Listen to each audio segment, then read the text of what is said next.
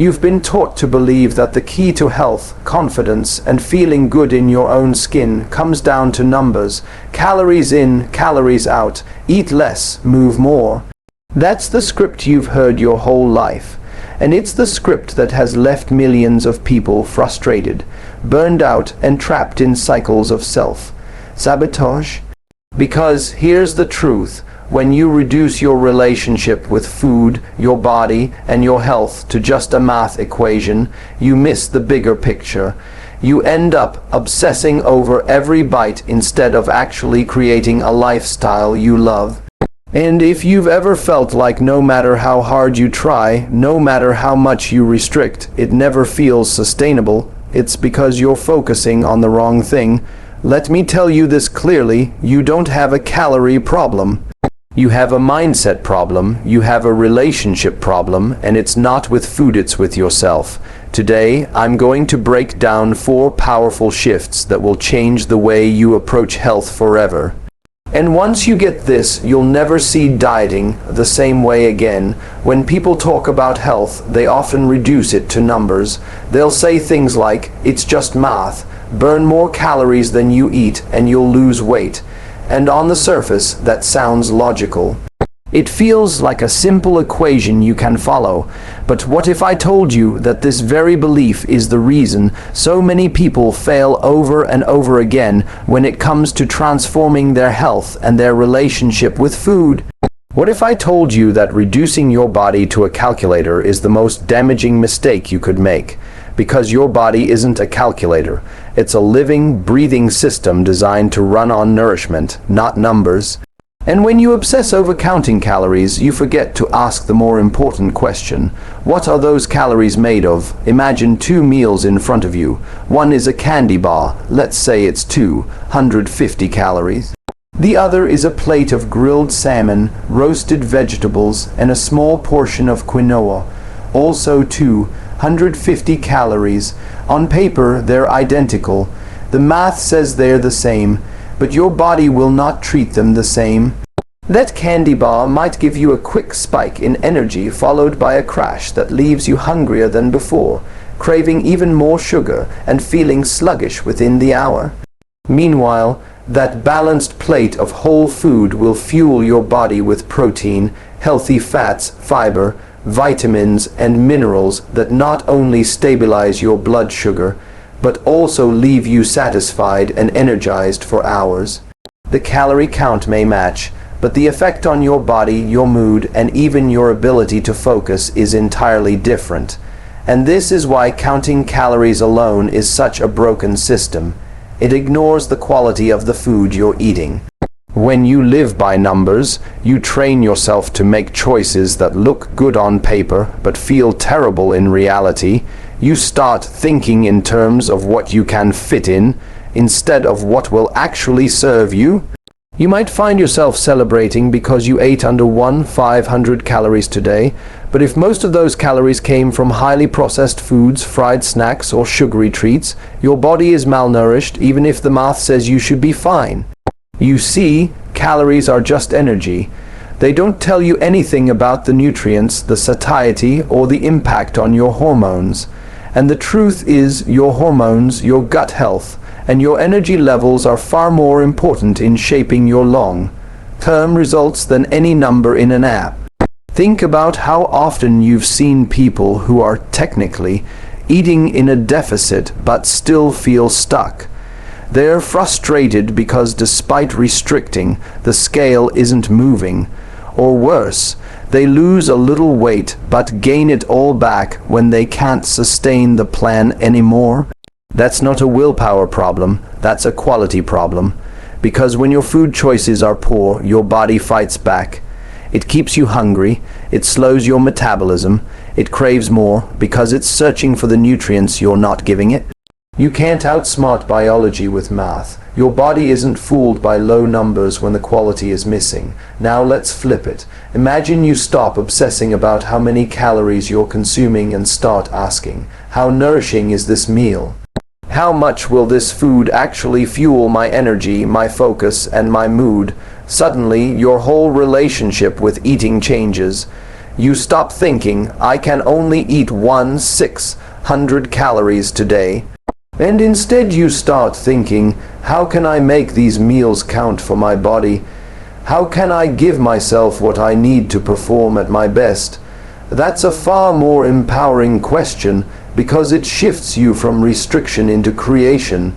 You're no longer asking what you have to cut. You're asking what you can add that will truly serve you. And here's the secret nobody tells you. When you focus on quality, the quantity often takes care of itself. Whole, nutrient, dense foods naturally regulate appetite. They stabilize blood sugar. They keep you full longer. Have you ever noticed that when you eat fast food or processed snacks, you're hungry again almost immediately? But when you eat a hearty salad with protein or a nourishing home-made meal, you're satisfied for hours. That's because your body is designed to seek nutrients, not calories. When it doesn't get the nutrients, it keeps sending hunger signals, hoping you'll listen. So the more you feed it junk, the hungrier you'll feel, even if you're hitting your calorie goals. On the other hand, the more you feed it real food, the less you'll feel the need to overeat, because your body finally feels safe and satisfied. Another thing people forget is that food is more than just fuel, it's information. Every bite you take sends signals to your cells. Some foods tell your body to store fat, inflame your system, and mess with your hormones. Others tell your body to burn fat, reduce inflammation, and operate efficiently. It's not just about calories, it's about communication. A diet of processed foods tells your body to struggle. A diet rich in whole, colorful, nutrient-dense foods tells your body to thrive. Which do you want to choose? Let's get practical. Let's say you're aiming for 800 calories a day. If half of those calories come from soda, candy, and refined carbs, you'll end the day exhausted, unsatisfied, and probably craving even more. But if those same 800 calories come from lean proteins, vegetables, whole grains, nuts, seeds, and healthy fats, you'll feel full, energized, and steady. And here's the kicker. You'll also find it easier to stop obsessing because your body won't be screaming for more all the time. This is why people who focus on quality often find themselves naturally eating less without even trying, because when you give your body what it needs, it stops begging for what it doesn't. This isn't just about physical health, it's about mental and emotional health too. Think about the mental toll calorie counting takes. Every meal becomes a numbers game. Every snack feels like a negotiation. You're constantly calculating, constantly worrying if you've gone over. That stress is exhausting. But when you shift to quality, the mental burden lifts. You don't have to obsess over every bite because you trust the food you're choosing. You know that a plate of roasted chicken, sweet potatoes, and broccoli is serving you in ways a bag of chips never could. And that confidence removes the guilt, the shame, and the obsession. And then there's another layer, self-trust. When you live by calories, you outsource your choices to an app. You stop listening to your own body and start listening to a number. But when you focus on quality, you start to rebuild that trust. You start to ask your body what it needs, and you actually listen. You start to notice how certain foods make you feel, how certain meals give you energy or drain it. And the more you practice that awareness, the less you need external rules to guide you. You become your own guide. That's freedom. You might be thinking, but aren't calories still important? Of course they matter in a basic sense. You can't eat endlessly and expect to feel your best. But they matter far less than you think when compared to quality. Because quality controls quantity. High-quality food naturally moderates appetite.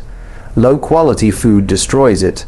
So instead of micromanaging the numbers, put your energy into raising the quality of what you eat. That shift alone can change everything. I've seen countless people who spent years obsessing over numbers finally break free when they made this shift. They stopped feeling trapped. They stopped binging. They stopped feeling guilty for every slip.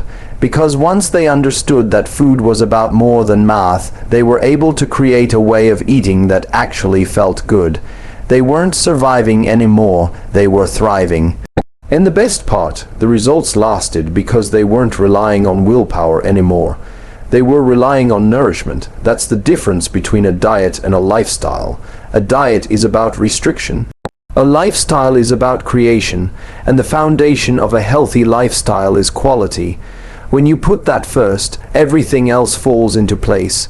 You'll find yourself naturally more energized, naturally more consistent, naturally more balanced. And the weight loss, if that's what you're aiming for, becomes a byproduct instead of an obsession. So the next time you sit down to eat, don't ask, how many calories is this? Ask, what is this food going to do for me? Will it fuel me? Will it stabilize me? Will it support my goals? Or will it drain me, spike me, and leave me worse off? That one question can change the way you approach food forever. And when you live by that, you'll never have to obsess over numbers again, because your body will show you the results of quality every single day. One of the greatest lies people have been sold in the health and fitness world is the idea that hunger is a bad thing, that it's something to fear, suppress, or avoid at all costs. We live in a culture that has trained us to see hunger as a sign of weakness, a flaw in our willpower, or something that means we've failed. That's why so many people spend their lives trying to outsmart hunger, trick hunger, or fight hunger instead of actually listening to it. But here's the truth. Hunger is not the enemy. Hunger is communication. It is your body's way of speaking to you, of telling you what it needs, when it needs it, and why. And if you've been ignoring it, silencing it, or misinterpreting it, that is where the real problem lies. Think about how you've been conditioned to respond to hunger. If you feel hungry between meals, you're told to drink water because maybe you're just thirsty. If you feel hungry late at night, you're told it's emotional eating, and you shouldn't trust that signal. If you feel hungry after you've already eaten your allotted calories for the day, you're told to just push through because the app says you've had enough. Over time, you start to internalize the belief that your body's signals can't be trusted, that hunger is a trickster trying to sabotage you. But when did we decide that our own biology was out to get us? When did we decide that the natural signals of a body designed to keep us alive were the problem? The problem isn't that you feel hungry. The problem is that you've lost the ability to interpret what that hunger actually means. Because not all hunger is the same. Sometimes you're physically hungry, your body genuinely needs fuel. Sometimes you're emotionally hungry, you're bored, stressed, lonely, or anxious, and you're using food as comfort. Sometimes you're hormonally hungry, your blood sugar is crashing because of the last thing you ate, and your body is screaming for quick energy. The mistake people make is lumping all hunger into one category and then trying to suppress it altogether. But the truth is, if you slow down and pay attention, hunger becomes one of your greatest teachers. It tells you what's working in your diet and what isn't. It shows you whether the quality of your food is enough to sustain you. It reveals whether you're using food as fuel or as an emotional bandage. Hunger is not an enemy, it's feedback. Now, when you live in a calorie counting mindset, you disconnect from this feedback. You stop asking yourself how you feel and you start asking what the numbers say. You might feel ravenous at night, but you've already hit your calories. So you go to bed hungry, tossing and turning, only to wake up exhausted and even more likely to binge the next day. Or maybe you're not hungry at all, but the app says you still have 300 calories left, so you force yourself to eat when your body isn't asking for food. Both of these scenarios create the same outcome. You train yourself to ignore your body.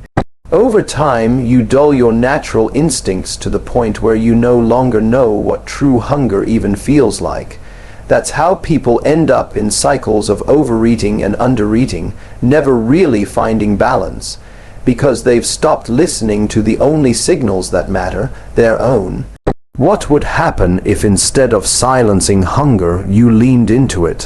What if instead of being afraid of it, you treated it as useful data? Let's say you eat breakfast at 8 a.m. and by 10 a.m. you're already starving again.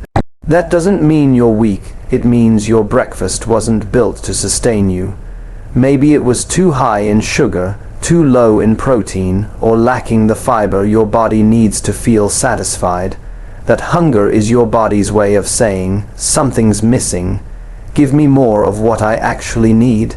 That's a powerful realization because it shifts you from blaming yourself to adjusting your choices. Hunger, in that case, becomes guidance. Or let's say you've had a long, stressful day and at 9 p.m. you suddenly find yourself standing in the kitchen looking for snacks, even though you ate a full dinner. That hunger might not be physical, it might be emotional. It might be your body's way of saying, I need comfort, I need release, I need something to calm me. And in that moment, food is the easiest way you've learned to give yourself that comfort. But if you slow down, if you ask yourself, am I truly hungry, or am I looking for relief? You give yourself the chance to meet that need in another way. May be through rest, connection, or self-care. Again, hunger in this moment isn't the enemy, it's a signal pointing you to an unmet need. When you start seeing hunger this way, you stop fearing it. You stop resenting it, you stop trying to crush it with caffeine, gum, or sheer willpower. Instead, you get curious about it, you ask questions, you explore what it's telling you, and over time, you rebuild the connection with your body that dieting culture has trained you to ignore. That connection is the foundation of true, lasting health. Because once you trust your signals, you no longer need strict rules or external validation to guide you. You simply follow the wisdom of your body, and it will rarely steer you wrong. The irony is that the more you fight hunger, the stronger it becomes. Restrictive diets that demonize hunger are often the very reason people end up binging. Because you can suppress hunger for a while, but eventually, biology always wins. Your body is wired to protect you from starvation. When it feels deprived, it turns up the hunger signals until you can't ignore them anymore.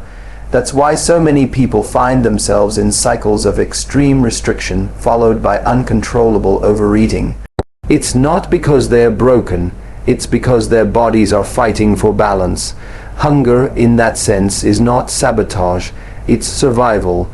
If you want to break free from that cycle, you need to stop treating hunger like an adversary and start partnering with it. That means eating meals that actually satisfy you, not just fit into your calorie allowance. It means giving your body enough protein, fat, and fiber to keep you steady throughout the day. It means recognizing when your hunger is emotional and giving yourself compassion instead of shame. And it means respecting hunger enough to respond to it with nourishment instead of trying to silence it with tricks. There's also a deeper layer here. How you interpret hunger shapes how you see yourself.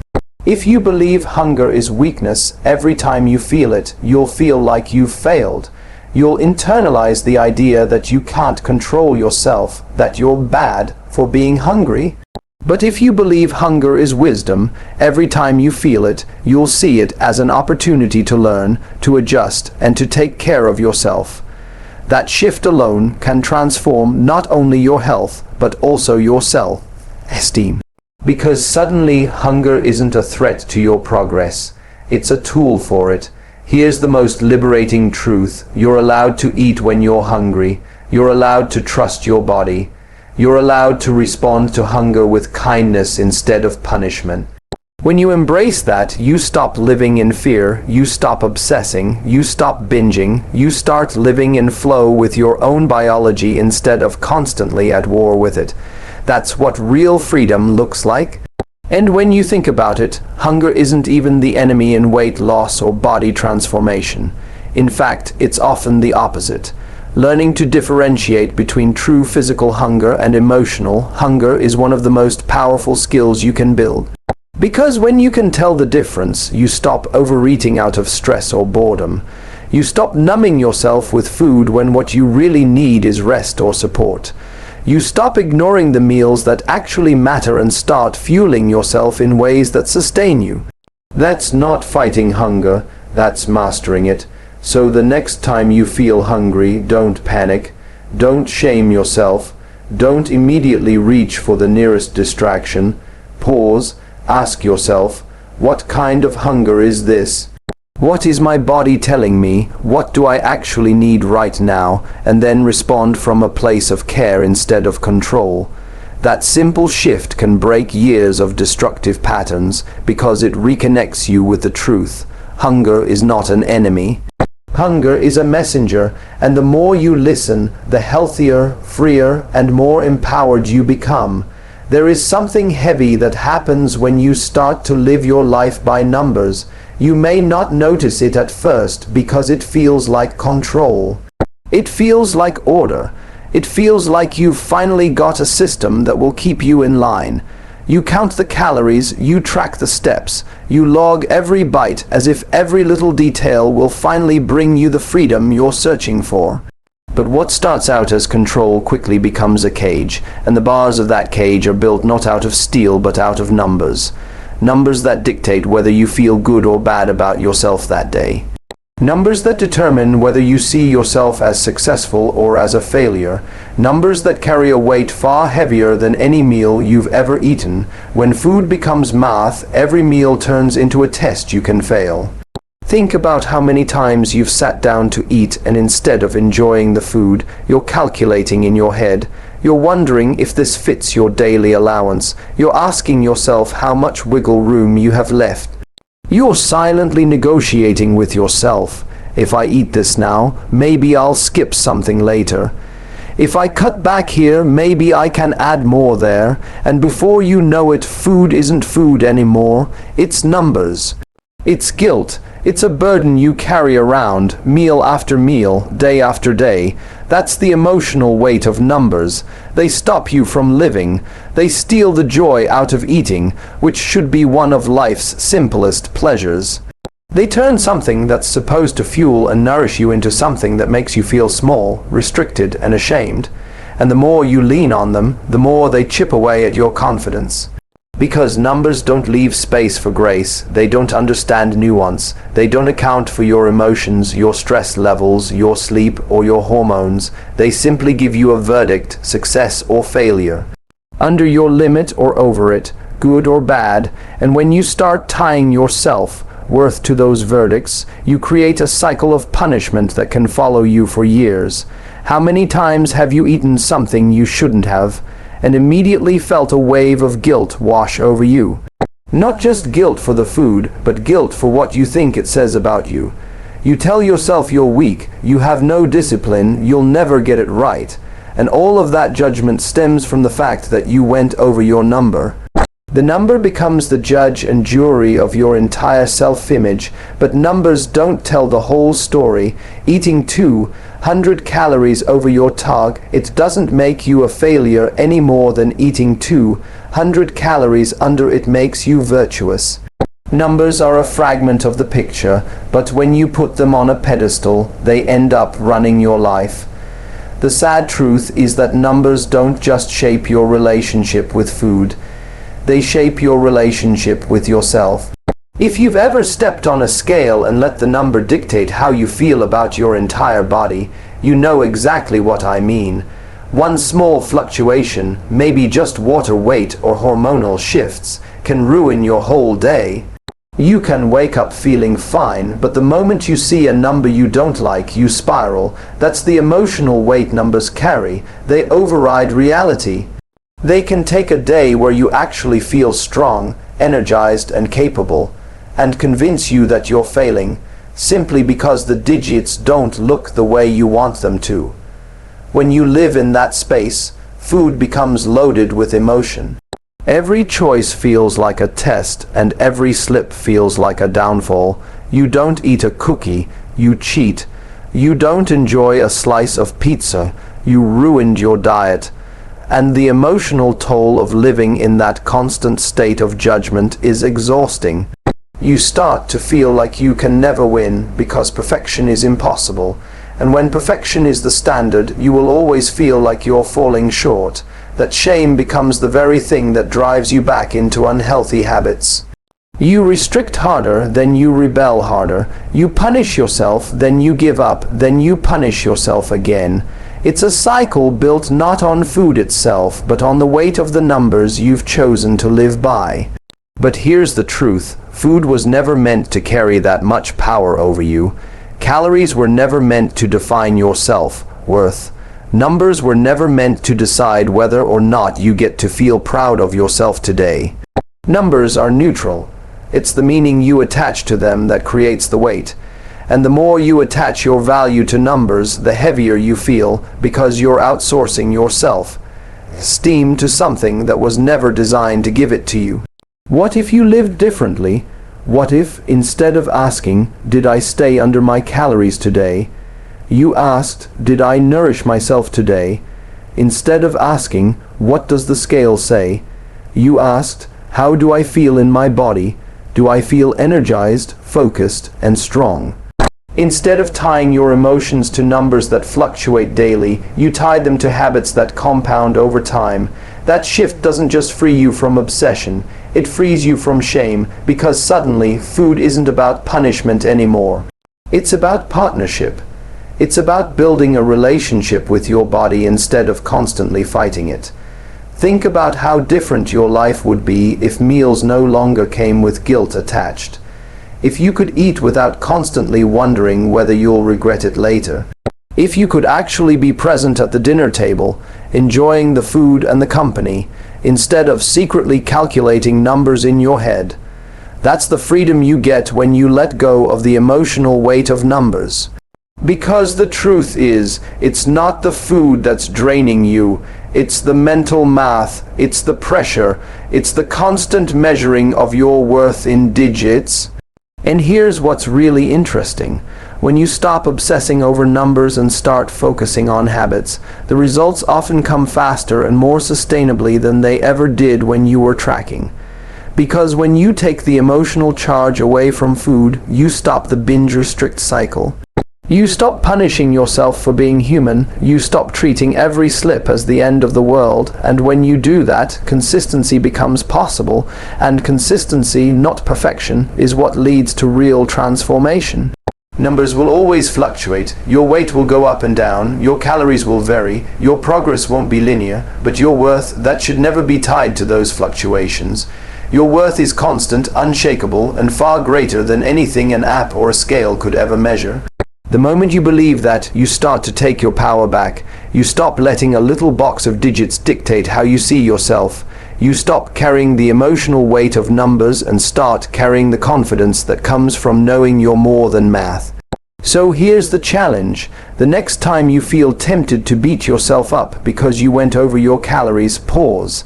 Ask yourself, am I really a failure because of a number, or am I holding myself hostage to a system that was never designed for self-love? The next time you step on the scale and don't like what you see, ask yourself, am I going to let 3 digits erase the way I feel in my body today, or am I going to remind myself that my value was never in those digits to begin with? Numbers have weight, but only the weight you give them. If you stop giving them the power to define you, you stop carrying that heaviness. And when you put that burden down, you finally have the space to focus on what actually matters, building a lifestyle that feels good, not one that just looks good on paper. That's where freedom is found. And that's the life you deserve to live. The reason so many people struggle with health, fitness, and food isn't just about calories or discipline or motivation. The real struggle lies in the kind of life they're building around themselves. Because when you build a life that feels empty, stressful, or disconnected, food becomes your escape. When you're unhappy, food becomes your comfort. When you feel stuck, food becomes your distraction. And so many people spend years obsessing about what they're eating without ever asking the deeper question. What kind of life am I creating that I keep needing to escape from in the first place? That's the heart of it. You don't need another diet. You need a life you don't constantly feel the urge to run away from. Think about the times you've turned to food in ways that had nothing to do with hunger. Maybe you came home from work exhausted and overwhelmed, and the only thing that gave you relief was a pint of ice cream or a bag of chips. Maybe you felt lonely on a Friday night when everyone else seemed busy, and you ordered takeout just to fill the void. Maybe you were stressed about bills, relationships, or responsibilities, and food became the one thing you could control in a moment where everything else felt chaotic. In those moments, it wasn't about calories. It wasn't about hunger, it was about escape. Food became a break from reality, a pause button, a way to soothe the discomfort of a life that felt too heavy. And here's the truth, you will never solve that problem with willpower alone. Because willpower can stop you for a moment, but it can't heal the root. If the root of the problem is that your life feels overwhelming, disconnected, or unfulfilling, no amount of calorie tracking is going to fix it. You don't need to punish yourself harder. You need to build something better. A life where food is a part of your joy, not the center of your coping mechanisms. A life where you wake up excited, not just surviving until your next escape. So many people live in cycles of dieting, not because they love food too much, but because they love their lives too little. Their jobs drain them, their relationships don't fill them, their routines lack passion, and food becomes the one reliable source of pleasure. And then they blame themselves for not having discipline. But if the best part of your day is what you're eating, is it really discipline you lack? Or is it fulfillment? Because when your life feels rich, when you're connected to people, passions, and purpose, food becomes just one source of joy among many. But when your life feels empty, food becomes everything. That's why the most powerful thing you can do for your health isn't just to change what's on your plate. It's to change the quality of your life. Imagine a life where movement wasn't punishment, but something you actually looked forward to. Maybe it's dancing, hiking, swimming, or yoga, something that makes you feel alive instead of trapped. Imagine a life where meals weren't battles with numbers, but opportunities to nourish yourself and enjoy flavors you love. Imagine a life where you had hobbies, friendships, and passions that filled you up so deeply that you didn't need to numb yourself with overeating. That's the kind of life that breaks the cycle. Because when you build a life you love, you don't need to escape it. But building that life requires honesty. It requires asking yourself hard questions. Where in my life do I feel unfulfilled? Where am I using food to fill a void that something else should be filling? Where am I living on autopilot instead of intentionally creating experiences that give me energy? It's not easy to ask these questions because they go beyond the surface. They force you to confront things like loneliness, stress, boredom, or a lack of purpose. But until you face those truths, you'll always be stuck in cycles of control and rebellion with food. The reason diets don't last isn't because people are weak, it's because diets don't fix emptiness. They don't fix toxic relationships. They don't fix jobs you hate. They don't fix the stress you carry or the lack of passion in your day. They just give you rules to follow while the deeper issues remain. And eventually, those issues will push you back into old patterns. That's why transformation doesn't start with restriction. It starts with creation. Creating a life that feels so aligned, so fulfilling, that food no longer has to carry the weight of your happiness. When you live in a way that excites you, health stops being a battle. Because suddenly, the choices that once felt like chores become natural. You want to take care of your body because you want the energy to fully show up in the life you're building. You want to eat nourishing foods because you want to feel good for the passions you pursue. You want to move your body because it gives you strength for the adventures you've chosen. It's no longer about willpower, it's about alignment. The choices match the life, and the life supports the choices. This is why people who focus only on numbers often feel stuck forever. They're trying to change their habits without changing the environment that created those habits. They're trying to fix their relationship with food without fixing the stress, loneliness, or boredom that keeps driving them to food in the first place. It's like patching a leak without fixing the pipe. It will always come back. But when you build a life you don't want to escape from, the pressure disappears. Food becomes food again. It loses its grip because you no longer need it to hold up the weight of your emotions. You might be thinking, but I can't just change my whole life overnight. And you're right. But you can start by making small shifts. Instead of coming home and numbing yourself with snacks, maybe you go for a walk and call a friend. Instead of filling your weekends with nothing but overeating out of boredom, maybe you explore a new hobby, something that sparks curiosity. Instead of beating yourself up for eating too much when you're stressed, maybe you learn to build routines that reduce stress in the first place. These small changes stack. They don't just shift your habits, they shift the way you live. And over time, that creates a life that feels worth staying present for. And here's something powerful to remember. You don't have to build a perfect life to build a fulfilling one. You don't need everything figured out. You just need enough joy, enough connection, enough purpose, that food stops being the only outlet. That's the turning point. That's the moment you go from living in cycles of restriction and binging to actually living in balance. Because you've filled your life with so many meaningful things that food becomes just one piece of the puzzle, not the whole picture. The greatest shift you can make is to stop asking, how do I have more discipline around food? And start asking, how can I create a life so full that I don't need food to fill the gaps? That's where freedom comes from, because food should add to your life, not replace it. It should fuel your experiences, not substitute for them. It should be a part of your joy, not the whole of it. So if you've been living in cycles of dieting and guilt, maybe the question isn't about food at all. Maybe the question is, what am I really hungry for? Am I hungry for connection, for rest, for passion, for peace? And how can I start feeding those hungers in ways that don't involve a plate? Because once you start nourishing your life as deeply as you nourish your body, everything changes. The binges stop, the guilt stops, the obsession stops, because you no longer need food to carry the weight of what's missing. That's the secret no one talks about. It's not just about building a better diet. It's about building a better life, a life you don't want to escape, a life where you wake up excited, a life where you're too busy living to keep obsessing.